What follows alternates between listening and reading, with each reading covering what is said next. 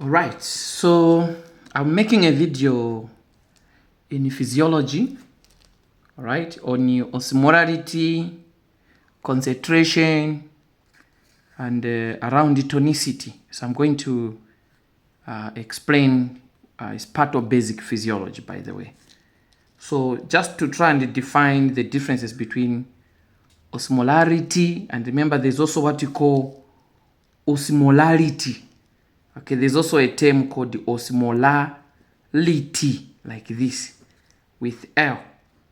Okay, so this one I'm just putting it in a box so that I just want to compare it with osmolarity and what we really mean by that.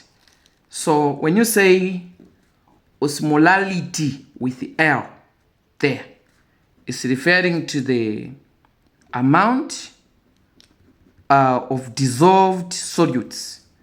Amount of dissolved solutes, all right, per kg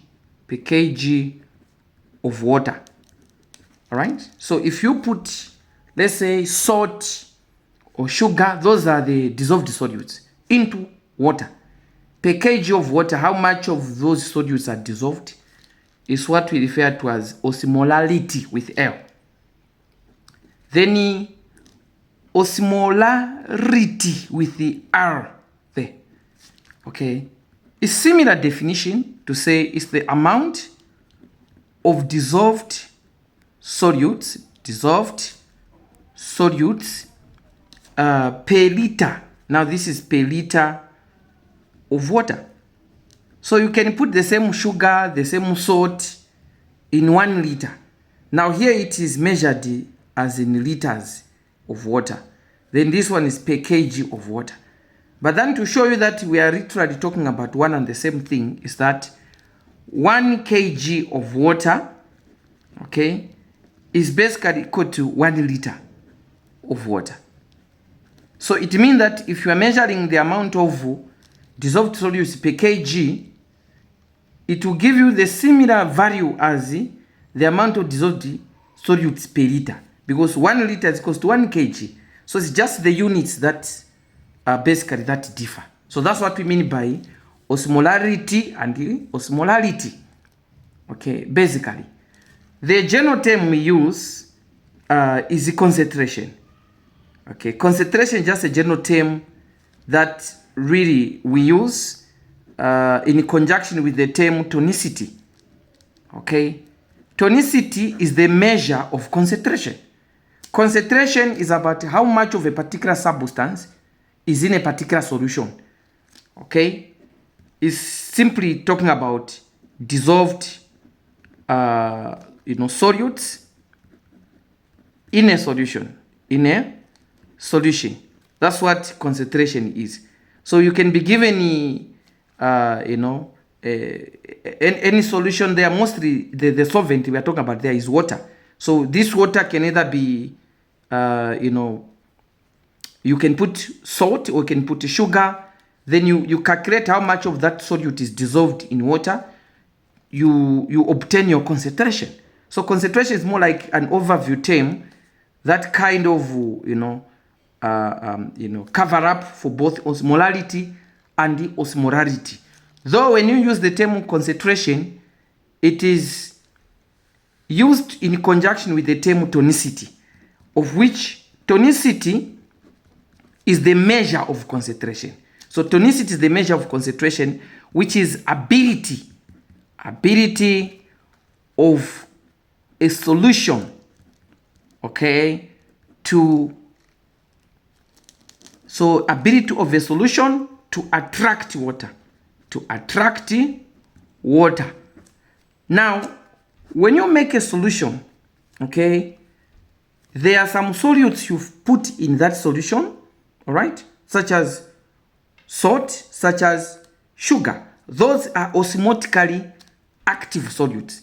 So when you say osmotically active solutes, it means that it is those solutes that have the ability to attract water. So the measure of ability to attract water by those dissolved solutes in a solution is called tonicity. Okay? So this is using dissolved solutes. Dissolved solutes which are osmotically active. Okay, osmotically active. All right, this is active like this. Okay, e.g., I'll give an example. Salt, sodium chloride there. Okay, sugars like glucose, you know. These are osmotically active solutes. Okay, so meaning if it dissolved in water, in water, okay, they have the ability to attract water. Water. Now let me make this one easier. Let me turn the page. I'll give an example, okay, as after I explain this one. So which means the more solutes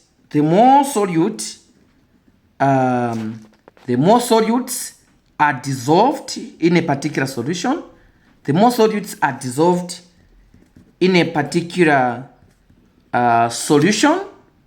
okay, like this, the higher the tonicity. Meaning the higher the ability to attract water, because water goes towards the dissolved solutes.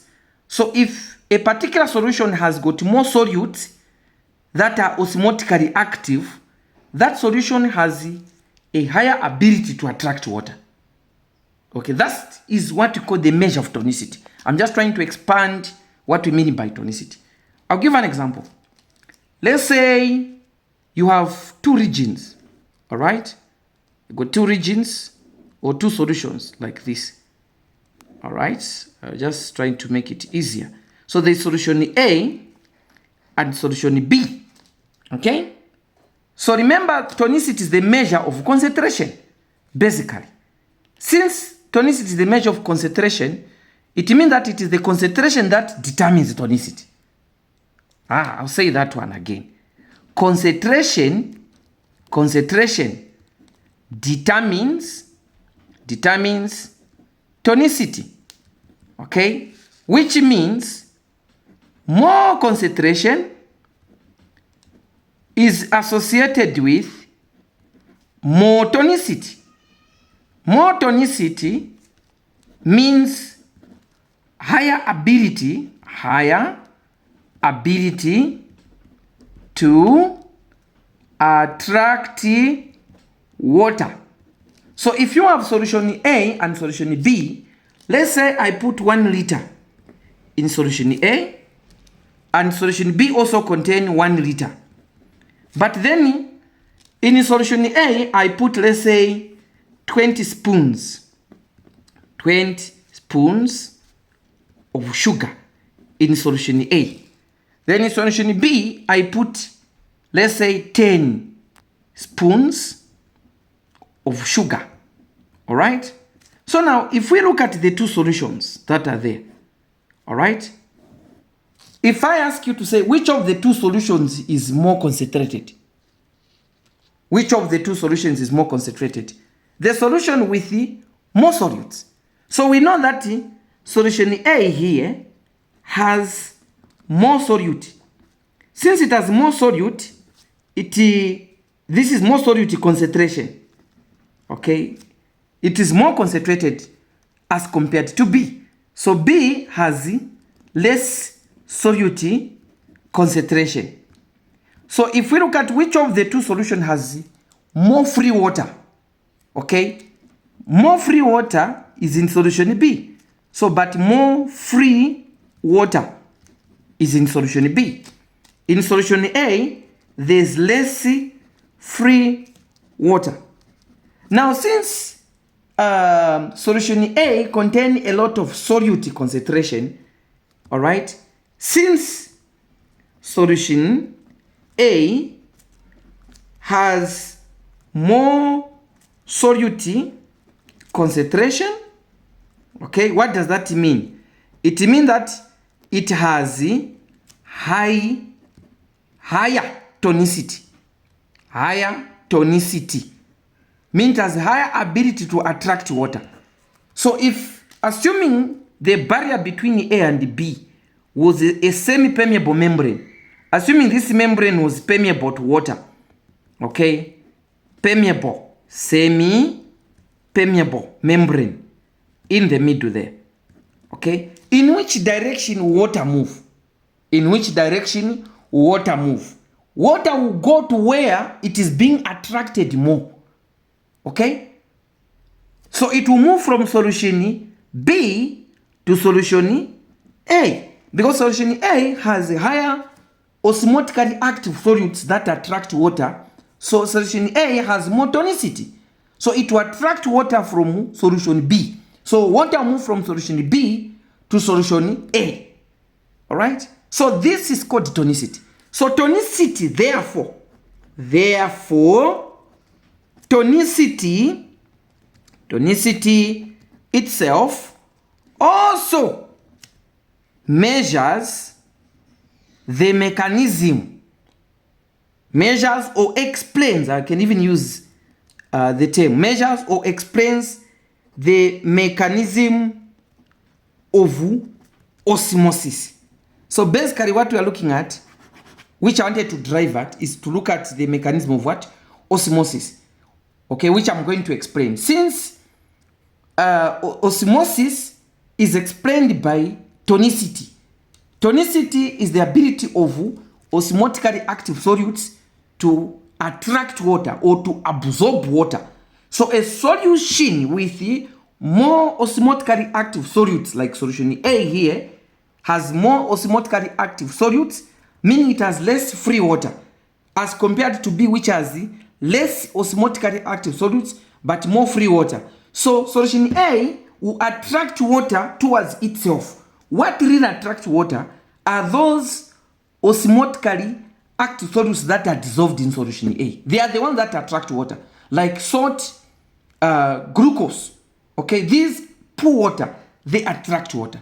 So the movement of water, therefore, from a region where there is more water but less solute concentration to a region with less water but more solute concentration is called osmosis.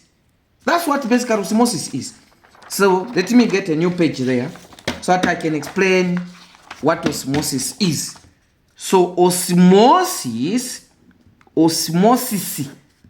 therefore, is defined as the movement of water molecules, okay, from a region of high water content, all right, but less solute concentration, okay, to a region of low water content. That region with low water content, meaning it has high or higher solute concentration, okay, through a semi-permeable membrane. Okay, so through a semi-permeable membrane, all right, passively. Okay, the same way I gave an example where you put the same example that I've given you. Assuming there's a semi-permeable membrane in the middle, and then you go to solution A and solution B, the same example that I've given you. Solution A, solution B. Solution A has 1 liter there, 1 liter of water. Solution B also has 1 liter of water.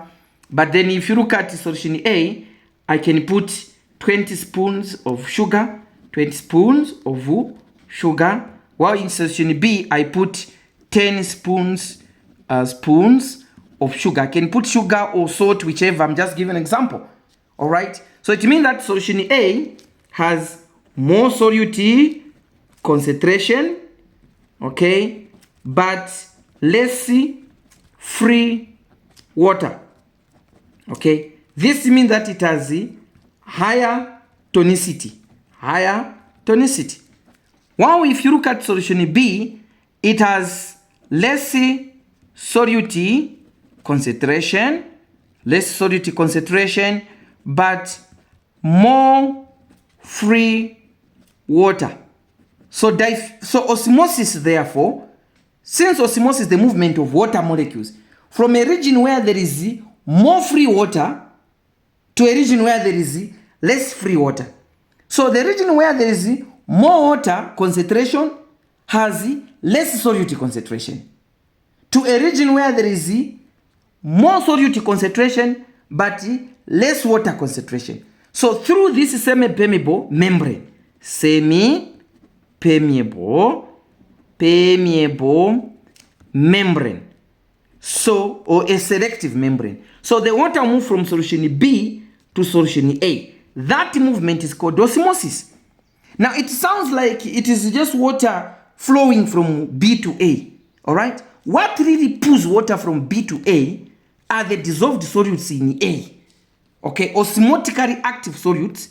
Osmotically active solutes are those solutes that are able to attract water. All right. These are able to attract water. Okay, examples are salts that I've already given, sugars that I've already given. Okay, even in proteins, by the way, proteins are also osmotically active. So this is what osmosis is. Now, whenever solutions are made, okay, solutions can have different concentrations, different tonicities. So different tonicities of solutions determines the direction of water movement. So the next part you need to know here are the different tonicities. So types of tonicities.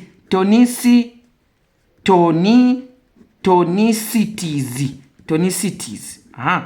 There. Types of tonicities. So types of tonicities, number one, we have what you call isotonic. Isotonic solutions.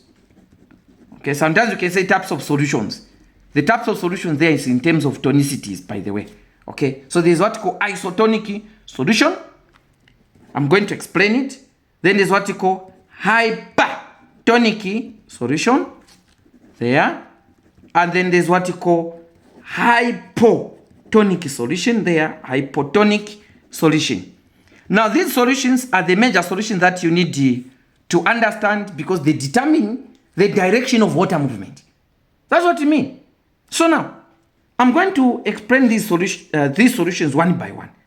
Explanation and examples. Explanations and examples. Explanations. Is there an I there? In explanation. I think there's an I. Explanation. No, there's no I. Explain. Explanation. I'm just joking. So number one there, we start with the isotonic solution. Okay? Isotonic solution, the term iso means same. Then the term tonic is derived from the word tonicity. Tonicity, which refers to ability to attract water. Ability to attract water. Not water. Water. Me who've been to America, we say water, not water. Okay? So coming back to African language, we say water. So it means that when you say isotonic, iso means the same.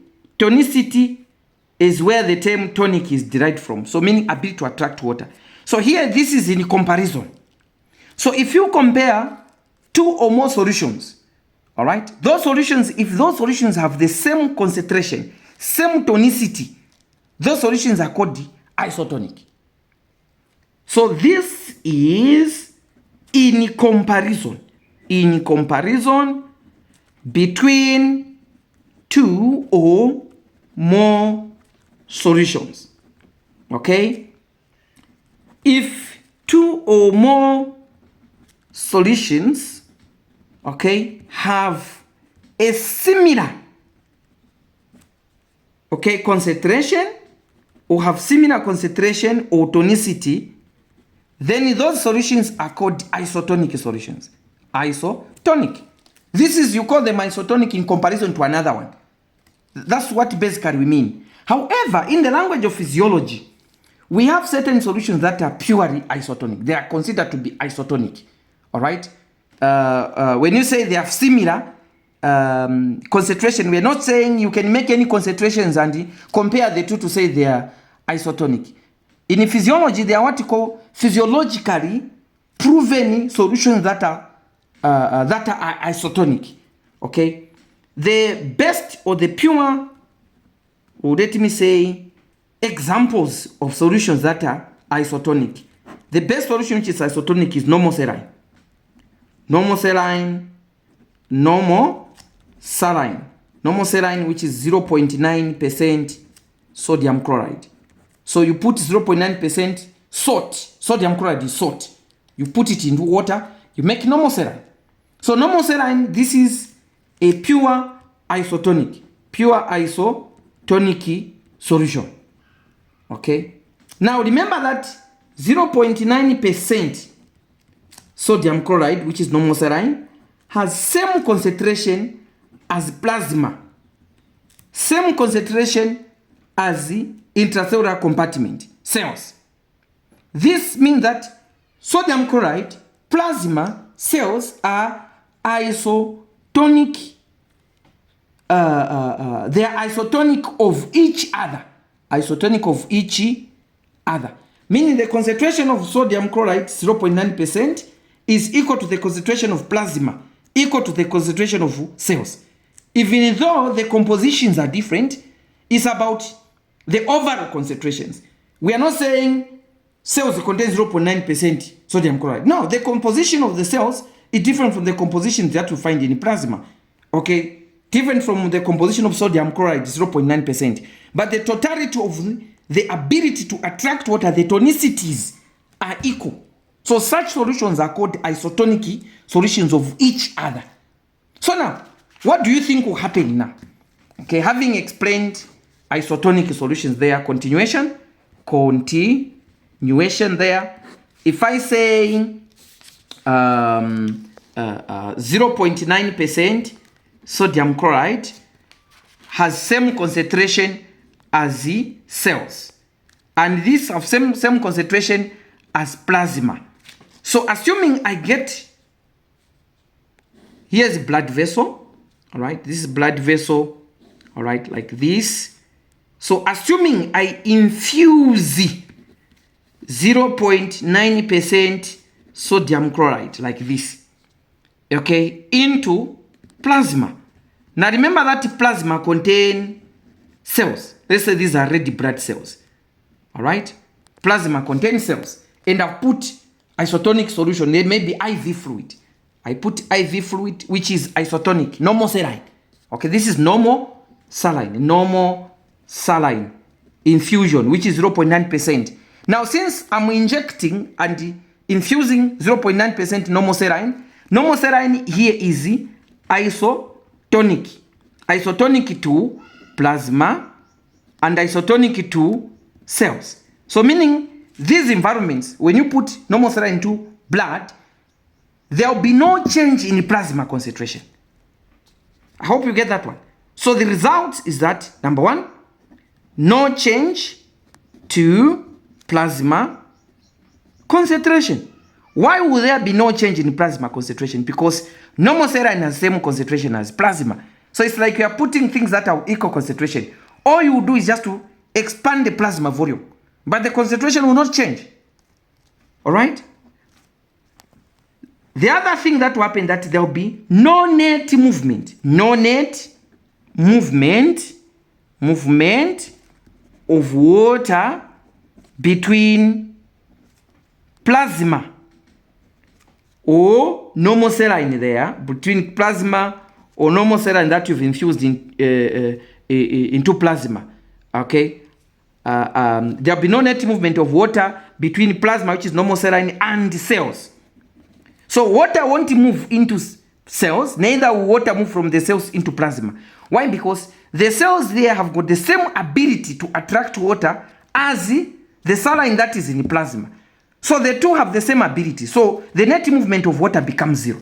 So net movement of water is 0. Okay?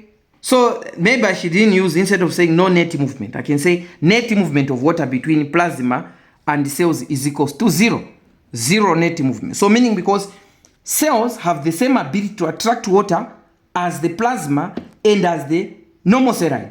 So at the end of the day, if you infuse normal saline into this blood vessel where there's plasma and there are red blood cells, these have the same tonicity, same ability to attract water.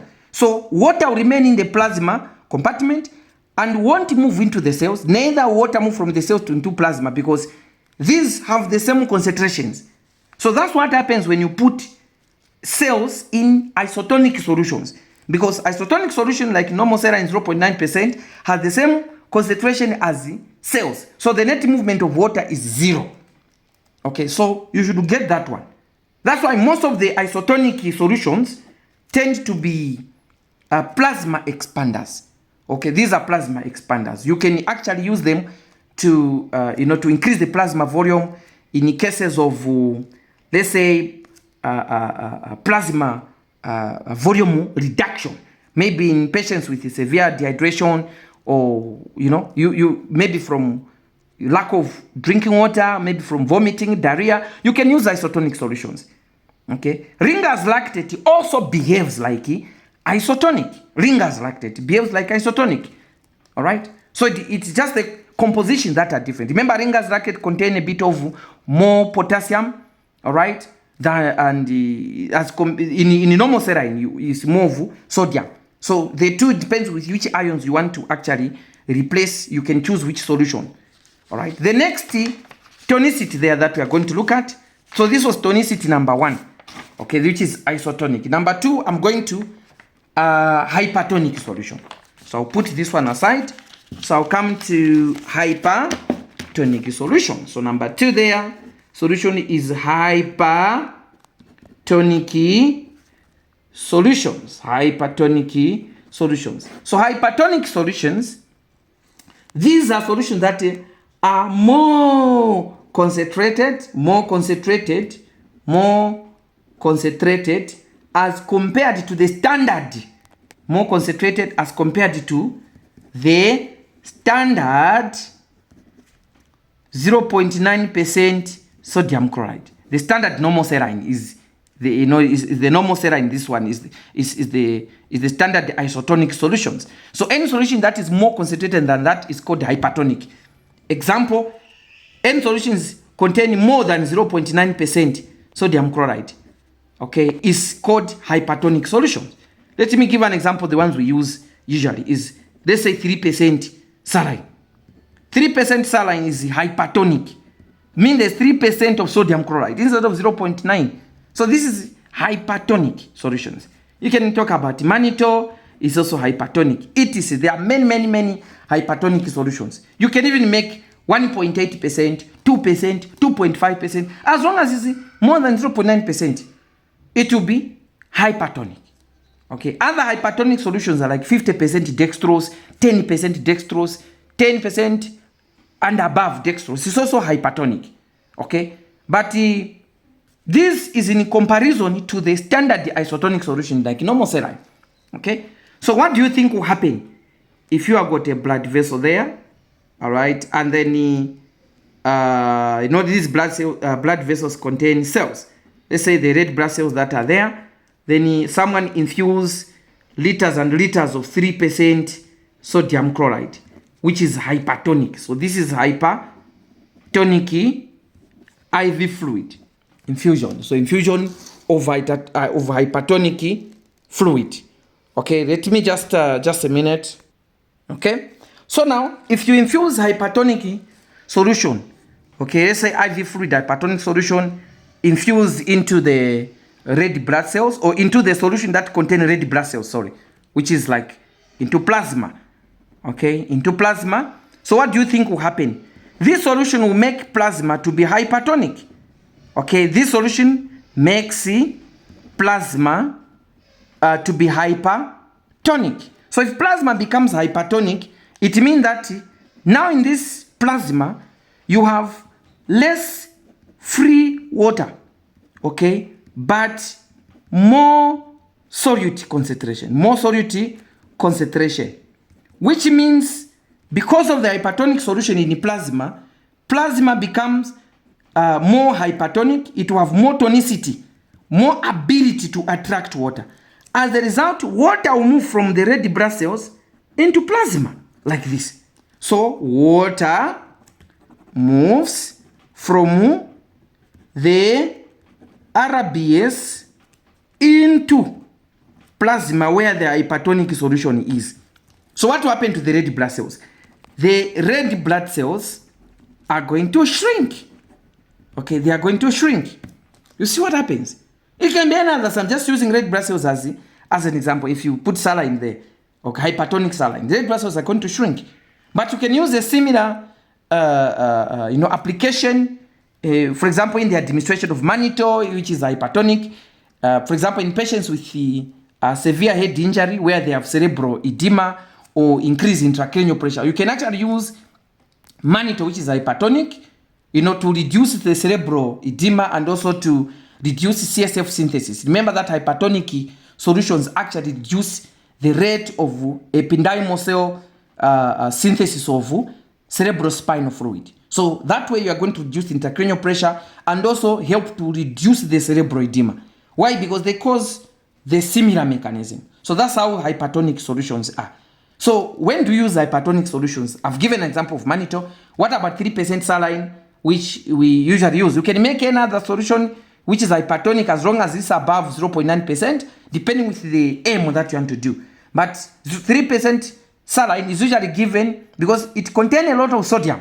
So it's usually given to correct hyponatremia, especially moderate severe hyponatremia, particularly severe hyponatremia, because it can cause a lot of complications. So you can use 3%. You have to calculate. You don't just give hypertonic solutions anyhow to anybody. There must be an indication, and you calculate per body weight or per body water, body weight, and also according to the deficit of the electrolyte that you want to replace. Or if you are using mannitol, there must be an indication why you are using it. For example, I have told you in severe head injury with increased intracranial pressure and also cerebral edema. But you have to calculate. There must be an indication. You can't give hypertonic solutions for regular rehydration. You don't do that, okay? Because the reason why the cells are going to shrink, and that's not good. So we go to the next solution there, according to what I've given the example. The next solution there is the hypotonic solution. Hypotonic solution. So solution number 3 is a hypotonic. Hypo means low. So if you say hypotonic solution. Hypo there, the term hypo means low or below. And I've already explained what tonicity is. Same applies to, they have explained these terms. Iso means the same.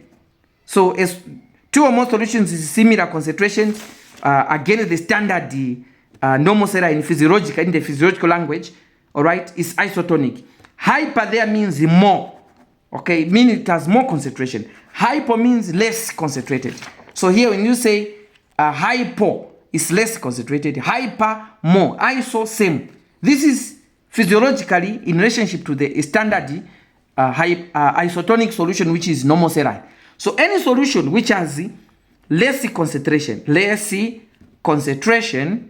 okay, against the standard 0.9% normal saline sodium chloride there is hypotonic.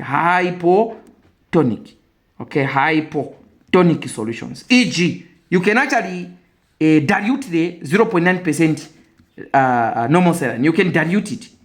Okay, dilute it. You make hypotonic solution. Anything that will be less than 0.9% sodium chloride, okay, it will be hypotonic. You can make 0.45. You can dilute this to half its initial concentration. You simply add water for injection, all right, or pure water. You dilute it. That's it. That's how it works.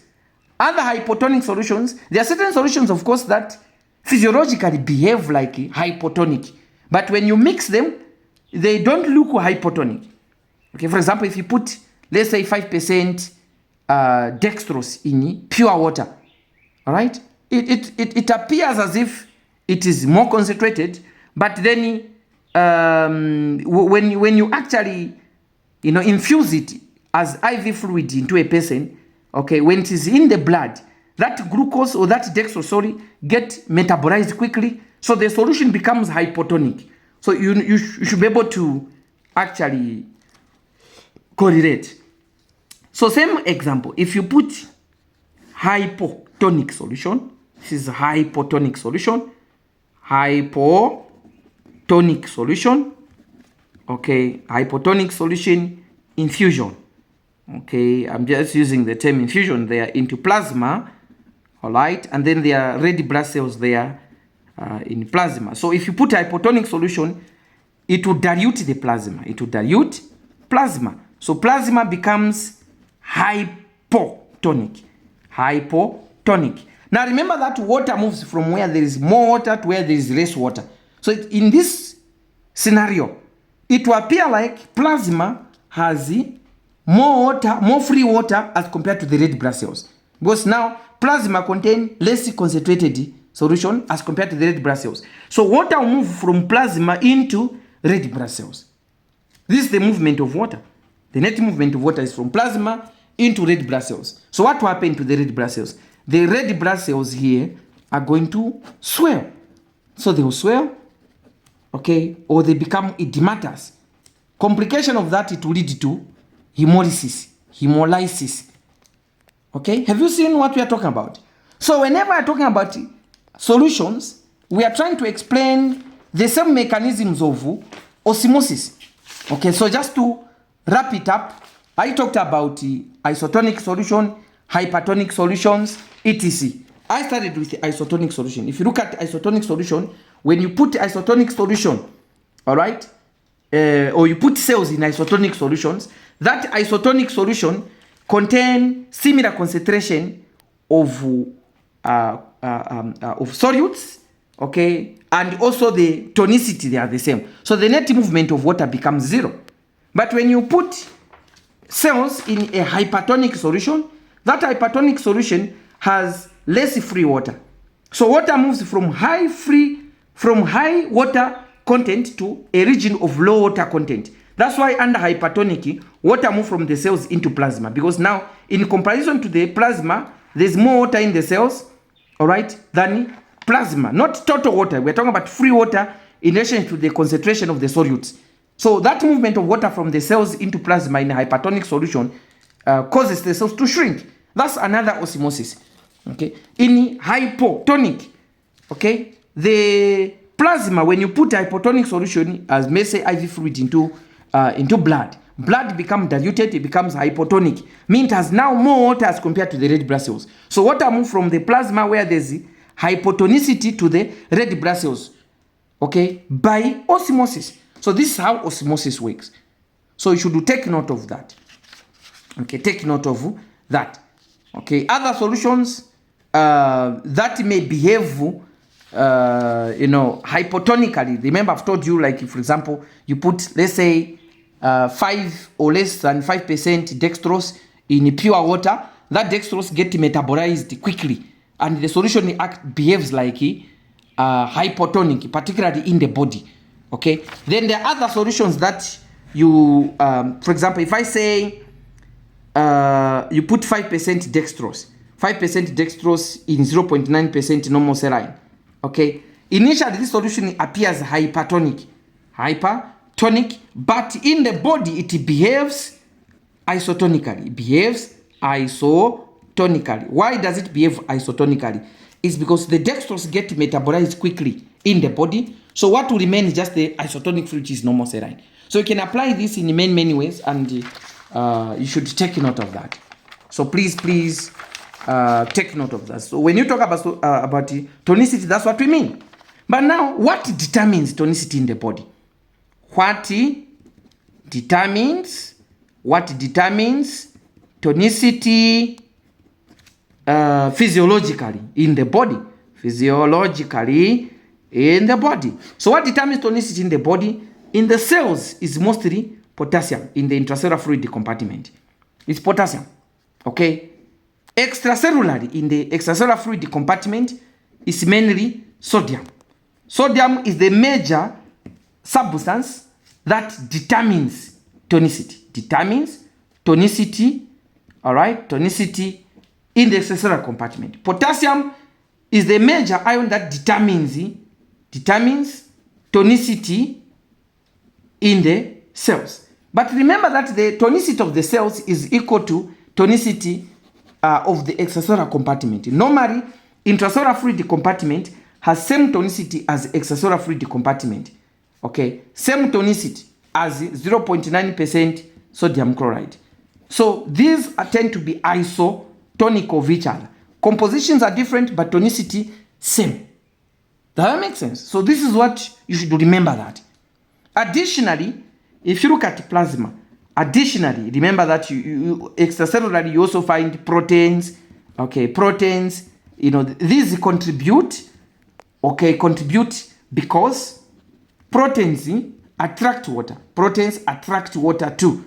Okay, attract water as well. Okay, so at the end of the day, there are other substances that may contribute to the tonicity, but the major ones in the extracellular compartment is sodium. Intracellularly is the cell. Intracellular is potassium, sorry. So that's what you should do, take note of. Let me check how long the video is, 42 minutes. So let me wind up by talking about the homeostasis, which is the last part, just briefly. I just want to talk about homeostasis. I will not really go much into details about homeostasis because for you to understand homeostasis, you will have to, combine other systems.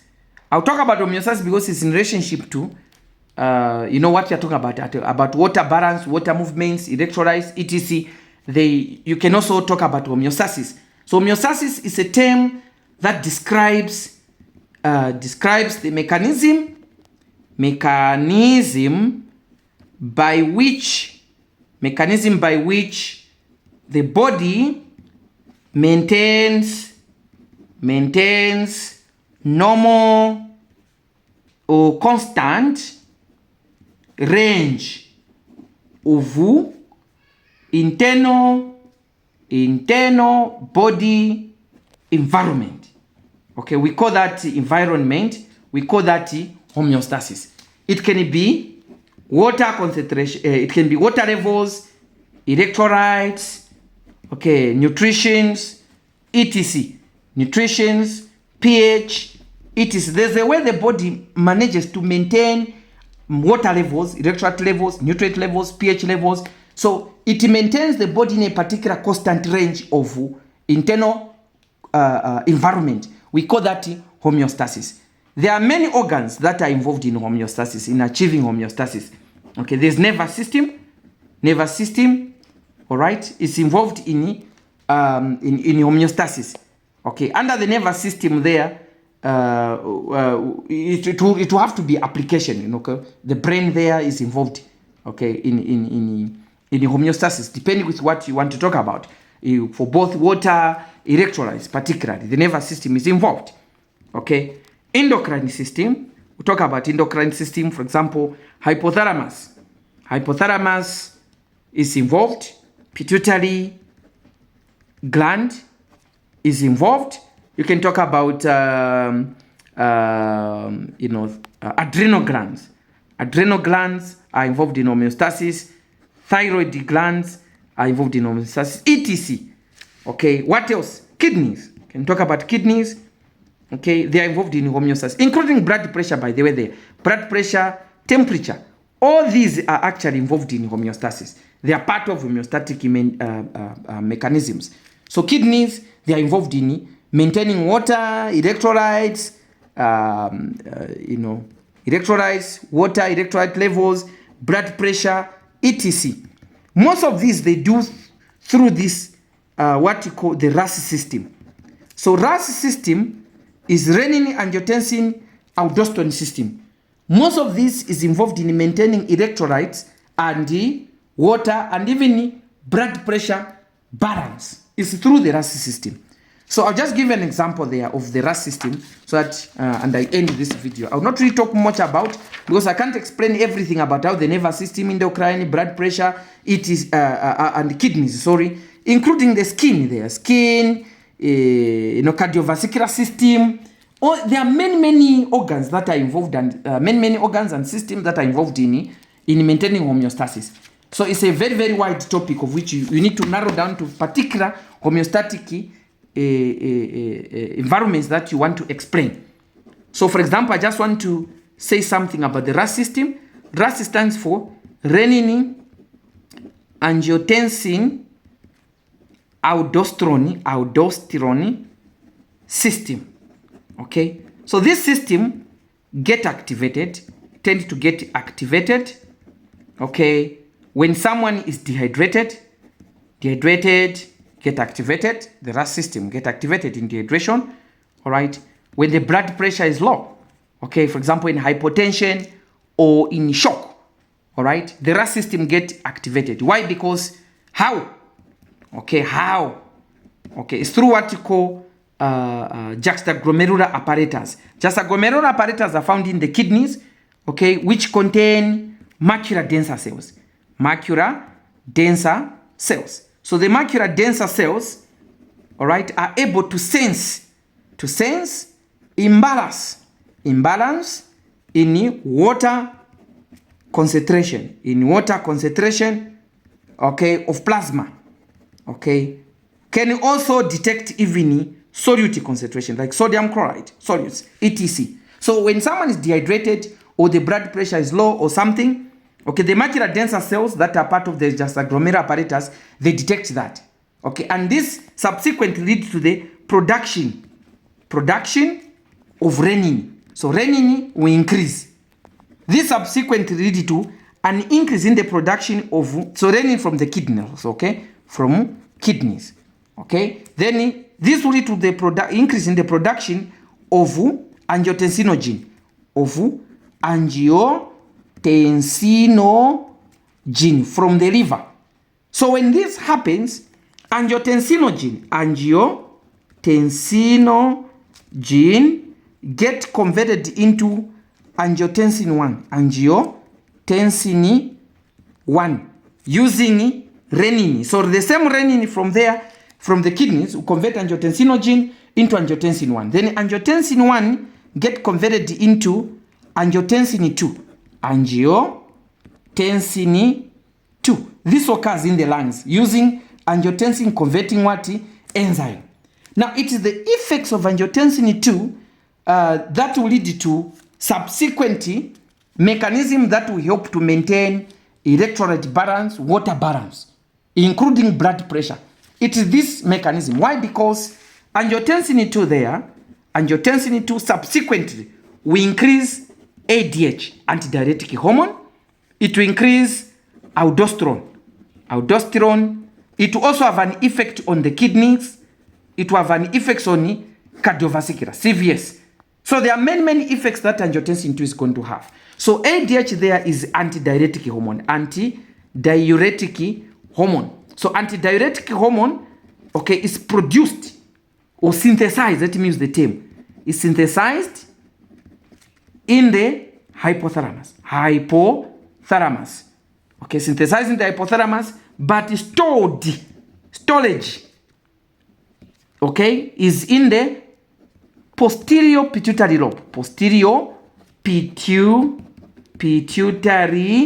lobe. Okay, so under the RAAS system, the synthesis and the release of ADH increases. So what will be the effect of ADH? ADH is also known as vasopressin hormone. Vasopressin hormone. So this hormone will have an effect on the blood vessels. It causes vasoconstriction. Vasoconstriction. Okay. The other effect of ADH is that it causes insertion of aquaporins. Insertion of aquaporins. Okay, in the kidneys. Okay, I will just generally use the term kidneys, but it's in the nephrons. Distal convoluted tubules and the collecting duct of the nephron of the kidneys for water reabsorption. For water reabsorption. So water gets reabsorbed from urine back into blood. Okay, subsequently, this is going to increase plasma volume. It's going to increase plasma volume. When the plasma volume increases, subsequently the blood pressure is going to increase. It's a compensatory mechanism to low blood pressure.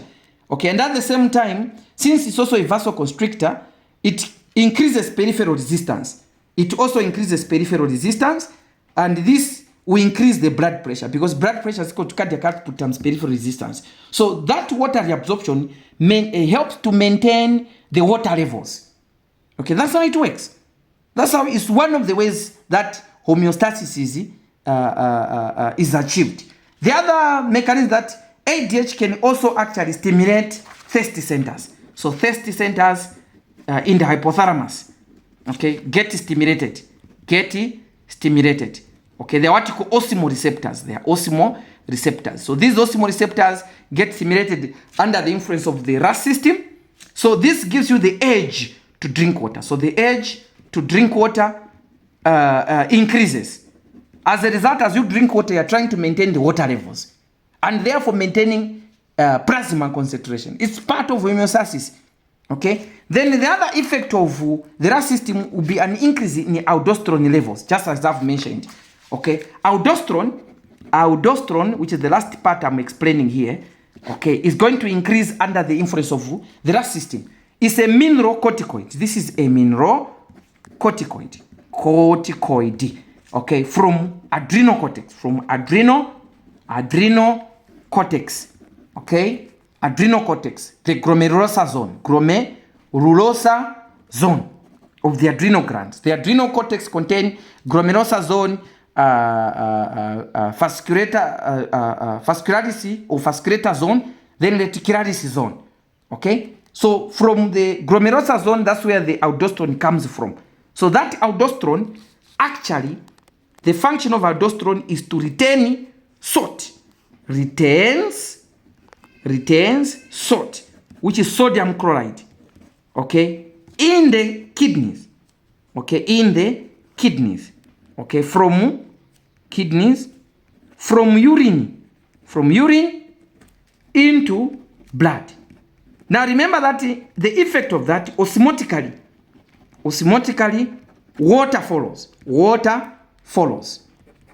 Okay, and the compensatory with the compensatory potassium excretion. So at the end of the day, it depends on the aldosterone levels. Okay, if there's too much aldosterone, more salt is reabsorbed, more potassium is lost. It can lead to hypernatremia, hypokalemia. So all these can maintain electrolyte balance. There are certain other diseases that we'll discuss when you do pathology. For example, if you talk about primary if you talk about hyperaldosteronism or hypoaldosteronism, we talk about these Addison disease, Cone syndrome, etc. It's all around trying to explain the clinical application of adrenal function in relationship to the aldosterone. But of course, if you're talking about adrenal insufficiency or hyperfunctioning, sometimes it's not just about aldosterone that get affected. There are other hormones and the other, therefore leading to other complications that may come. So in terms of homeostasis, basically this is what happens. So when more water is reabsorbed, what will it lead to? Lead to urine. So most of the times, if the RAAS system is activated, you end up having reduced urine concentration. Not urine concentration. Reduced urine volume, but increased urine concentration.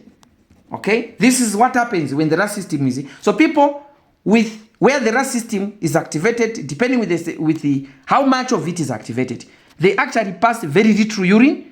very concentrated. Sometimes even anuria, no urine at all. So it can be from little urine, okay, which is oliguria, to even anuria with very high urine concentration. Then the opposite will happen in the plasma. If more sodium is absorbed, the plasma concentration tend to go higher.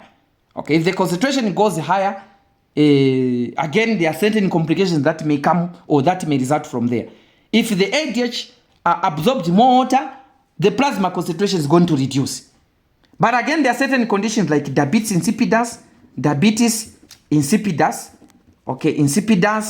where the ADH levels are low, all right? Therefore, patients tend to lose more water in urine. They dilute large volumes of urine. So there are other conditions again, other than diabetes insipidus that I've talked about concerning Addison's disease, concerning Conn's syndrome, you just need to remember some of these. There's also what you call syndrome of inappropriate ADH secretion, all right, which require a bit of clinical application depending with the scenario to explain what happens under SI ADH, what happened to the plasma concentration, what happened to the urine concentration, what happened to electrolytes under all these conditions. This is what we're going to clinically apply under this homeostasis.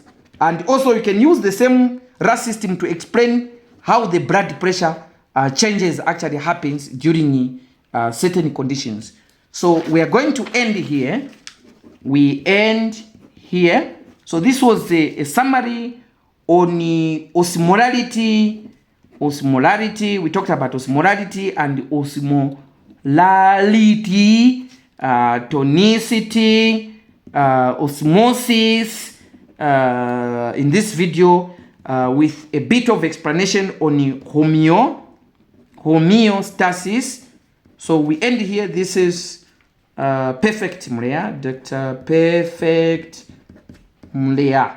So please watch this video. If you have any concerns, you can literally get in touch with me so that, just talking through and through, just in case there was a slip of the tongue somewhere. Please feel free to to get in touch with me. Otherwise, we end here. Thank you. These are just private lessons. So those of you that want more lessons, get in touch with me. 097-9508-391. Okay, of course you put +26. Okay, even there +260969205120. So these are my contacts. Get in touch with me. These are just private lessons, but I thought I should make a video because of a particular demand from my people. So please, we end here. Thank you. Bye. Okay.